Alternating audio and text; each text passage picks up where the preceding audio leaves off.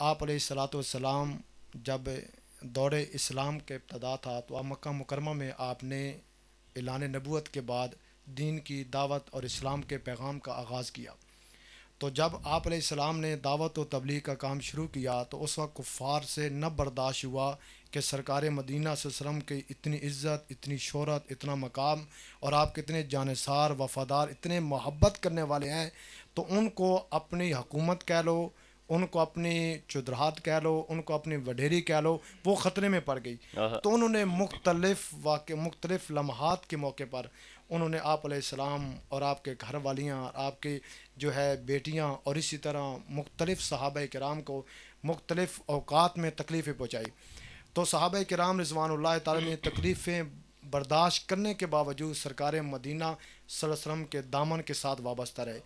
تو جس وقت کیا آپ بات علیہ الصلاۃ والسلام اور اللہ کی طرف سے آرڈر آ گیا کہ اب آپ خود بھی اور ان صحابہ کو ہجرت کا حکم فرما دیجئے، تو آپ علیہ السلام نے جب ہجرت کا حکم فرمایا مختصراً، تو آپ علیہ الصلاۃ والسلام کچھ صحابی کس شہر میں چلا گیا، کچھ صحابی جہاں اللہ کے نبی نے حکم فرمایا وہاں پر ہجرت کر کے تشریف لے کیا گئے. بات تو غزوہ جو فتح مکہ، اس کی ابتدا آپ دیکھیں، پھر انتہا اس کی دیکھیں. آپ کی واہ ابتدا کے اندر قربانی نظر آئے گی، اور فتح مکہ کے انتہا پر آپ کو خوشخبری نظر آئے گی. جہاں پر واہ ابتدا میں تمہیں قربانی نظر آئے گی، انتہا کے اندر ان قربانیوں کو تمہیں بدلہ اور تمہیں صلہ نظر آئے گا. کیا بات تو کیا آپ علیہ بات الصلاۃ واہ والسلام واہ جس وقت مکہ مکرمہ سے جو ہے آپ تشریف لے کر مدینہ تو رسول کی طرف رہے، پہلے یہ اپنا جو مدینہ یثرب تھا، سرکار مدینہ صلی اللہ علیہ وسلم سے نسبت ہوئی تو مدینہ تو منورہ بن گیا. واہ تو واہ واہ آپ تاریخ اسلام اور آپ علیہ السلام کی اسوہ حسنہ کا مطالعہ کریں تو آپ کو میرے نبی کے ساتھ جس چیز کی بھی نسبت ہوئی، اللہ نے اس کو بڑا مقام عطا فرما دیا ہے. واہ اور ان نسبتوں کا احترام حیا کرنا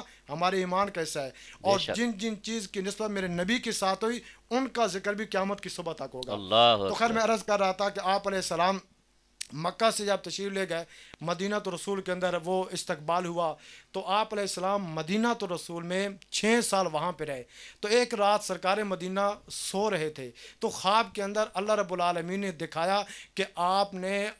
جو وہاں بیت اللہ کا طواف کر رہے ہیں، آپ کے ساتھ بہت بڑا لشکر ہے. اللہ تو اکبر نبی کو جو خواب ہوتا ہے وہ اللہ کی طرف سے وہی ہوا کرتا ہے.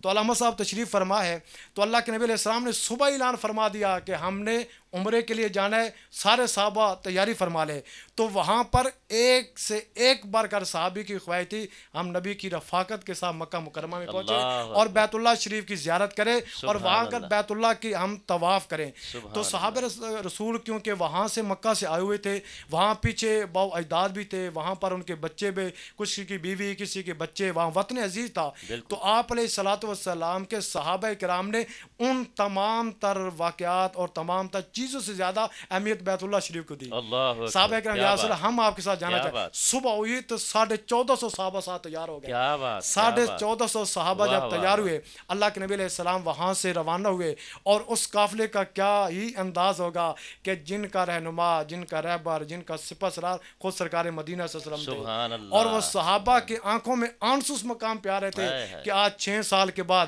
ایک تو نبی علیہ السلام کے سفر کرنے کا ہمیں موقع ملا، دوسرا اللہ کے نبی علیہ السلام کے ساتھ ہمیں عمرے کا اعزاز مل رہا ہے، واہ بیت واہ اللہ واہ شریف کی واہ زیارت کا موقع کیا مل رہا ہے. بات کیا تو بات سرکار مدینہ سے جب قافلہ چلا تو ایک مکہ مکرمہ سے پیچھے ایک مقام آتا ہے صلح حدیبیہ کا. جی تو جی آپ علیہ السلام نے وہاں پر صحابہ کے درمیان ایک خطاب فرمایا اور اس خطاب کے اختتام میں فرمایا کہ میں یہ چاہتا ہوں کہ مکہ جانے سے پہلے جب مکہ کے حالات معلوم کر لیے جائے. تو آپ علیہ السلام نے فرمایا کہ عمر آپ میری طرف سے سفیر بن کے جاؤ مکہ مکرمہ میں اور جاؤ عمرہ کی اجازت لے کر ہم اور ہمارے نبی جہاں عمرہ کرنا چاہتے ہیں تو ان سے جا کر بات کرو. تو واہ جب حضرت عمر کی بات سامنے آئی تو حضرت عمر عرض کرنے لگے یا رسول اللہ جب میں مکہ مکرمہ میں جاؤں گا میں نے بڑے بڑے کافروں کا سر تن سے جدا کیا ہے اللہ اور میں نے بڑے بڑے کافروں کے ساتھ میری شدت ہے، تو اس وجہ سے آپ مجھے نہ بھیجے. یا رسول اللہ میں ایسا شخص آپ کی خدمت میں پیش کرتا ہوں کہ جس شخص کی دشمن بھی تعریف کرتا ہے. تو میرے محبوب نے فرمایا کون ہے؟ فرمایا یا رسول اللہ میں عثمان کو آپ کی خدمت میں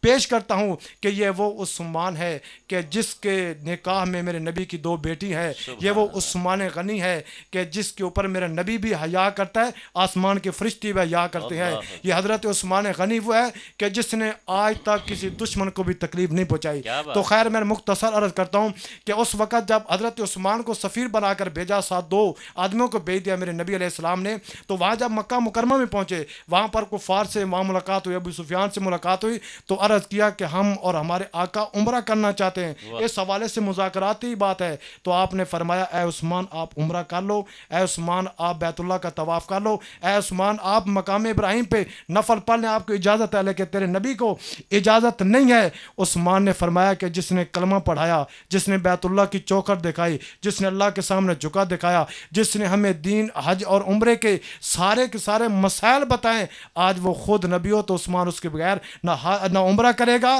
نہ ہی کوئی طواف کرے گا۔ جہاں سے علماء کرام نے ایک نقطہ نکالا ہے کہ جہاں پر نبی نہیں ہوتا وہ عبادت بھی قبول نہیں ہوتی، اور جہاں پر نبی کی رضا حاصل نہیں ہوتی وہاں پر تمہاری عبادت قبول نہیں ہوتی۔ پتہ چلا کہ عثمان نے یہ پیغام دے دیا قیامت کی صبح تک آنے والے مسلمانوں کو کہ جہاں پر نبی نہیں ہوں گے وہاں عبادت نہیں ہوگی، جہاں پر آقا کا نام نہیں آئے گا وہاں تمہاری عبادت قبول نہیں ہوگی۔ اس لیے نماز میں بھی اللہ نے نبی کا ذکر فرما کے بتا دیا کہ تمہاری عبادت، تمہارا ذکر، ہر عمل وہ قبول ہوگا جس کے اندر میرے مصطفیٰ کا نام موجود ہوگا۔ تو خیر حضرت عثمان نے جب یہ انکار کیا گرفتار ہو گئے، اور ادھر خبر مشہور ہو گئی کہ عثمان کو شہید کر دیا گیا۔ میرا عثمان بھی تو صحابہ سے بڑی محبت کرتا تھا، یہ وہی جانثار تھے کہ جو نبی کی ایک ایک ادا پہ اپنی جان قربان کرنے کا جذبہ رکھتے تھے۔ اس لیے میرے محبوب نے فرمایا صحابہ سنو، تم جانا چاہتے ہو چلے جاؤ، میں محمد اس وقت تک نہیں جاؤں گا جب تک عثمان کا بدلہ نہیں لے لیتا۔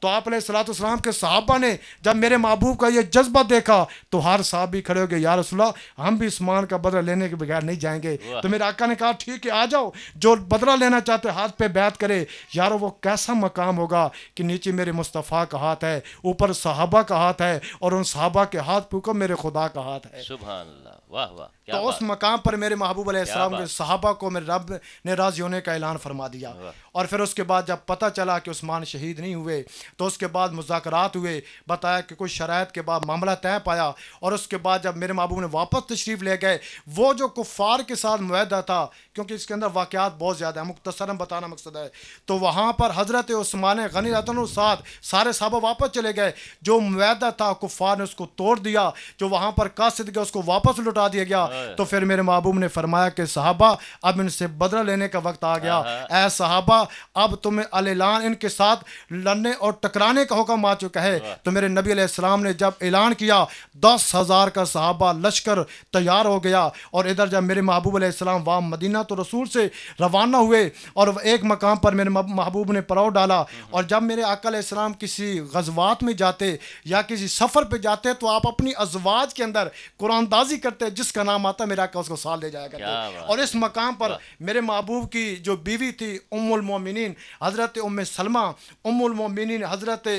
حفصہ رضی اللہ تعالیٰ عنہ، یہ میرے نبی کے ساتھ تھی۔ اس مقام پر جب ساتھ تھی تو میرے محبوب علیہ السلام جب اس مقام پہ پہنچے تو وہاں پر اس مقام کے اندر کیا دیکھا میرے آقا نے کہ ابو سفیان آتا ہے جو مکہ کا سردار تھا، جس کے اندر تکبر تھا، غرور تھا، ریاکاری تھی، وہ آیا اور چھپ کر کہنے لگا کہ آقا مجھے معاف کر دیجئے، میں آپ کا کلمہ پڑھنا چاہتا ہوں۔ تو میرے محبوب علیہ السلام کے آپ کے چاچا حضرت عباس نے پھر سفارش کی کہ آپ آقا کو منائیے اور ہماری جو ہے وہاں پر مذاکرات جو ہے معافی والے وہ آپ کامیاب کروائیے۔ تو حضرت عباس رات کو آپ کے چاچا تھے تشریف لے گئے، تو آپ نے فرمایا آقا وہ جو اپنا آپ کو ابو سفیان ملنا چاہتے ہیں، میرا آقا رات کو ملاقات نہیں ہو سکتی، صبح کو ملاقات ہو سکتی ہے۔ ادھر تمام لشکر میں یہ بات مشہور ہو گئی کہ ابو سفیان کو گرفتار کر لیا گیا ہے۔ تو حضرت عمر تلوار لے کے آ گئے، فرمایا کہ یہ وہی سردار ہے مکہ کا جس نے میرے آقا کو تکلیف پہنچائی تھی، یہ وہ ابو سفیان تھا کہ جس نے نبی کے گھر والیوں کو تکلیف پہنچائی، یہ وہی ابو سفیان ہے کہ جس نے مکہ سے نکلنے پر میرے آقا کو مجبور کر دیا،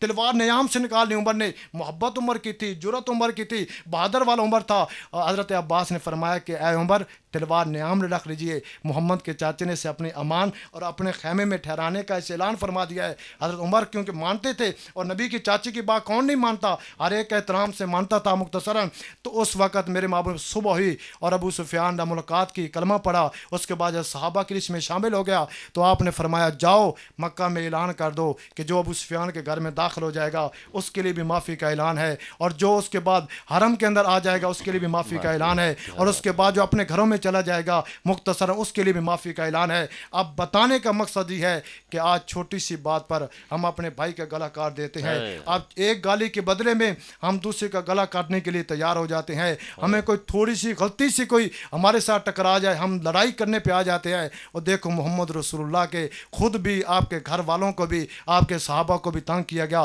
مختلف اوقات میں تکلیفیں دے گئے, لیکن اس مقام پر میرے محبوب نے قیامت تک آنے والوں کو یہ پیغام دے دیا, فرمایا مکہ والوں سنو, آج محمد رسول اللہ صلی اللہ علیہ وسلم سب کے لیے معافی کا اعلان فرماتے ہیں. اور ہمیں فتح مکہ سے سبق حاصل کیا ہوا ہے کہ دین ہمیشہ وہ جب ابتدا میں چلا تو قربانیاں نظر آئی, جب انتہا پہ پہنچا تو وہاں پر خوشخبریاں, اللہ کی طرف سے سلام, اللہ رب العالمین کی طرف سے راضی ہونے کا اعلان اللہ نے انہیں عطا فرما دیا ہے. تو اس لیے ہمیں چاہیے کہ غزوہ جو فتح مکہ کا ہمیں سبق ملا ہے کہ جب آقا علیہ السلام کی محبت میں سب کچھ قربان کر دو, آل بیت صحابہ کی محبت میں سب کچھ قربان کر دو, لیکن میرے نبی کا جو اخلاق والا, محبت کرنے والا, معاف کرنے والا پہلو ہے, اللہ مجھے بھی آپ کو بھی اس پر عمل کرنے کی توفیق عطا فرمائے. اللہ کے نبی کی زندگی کے اسوہ حسنہ کے مطابق ہمیں زندگی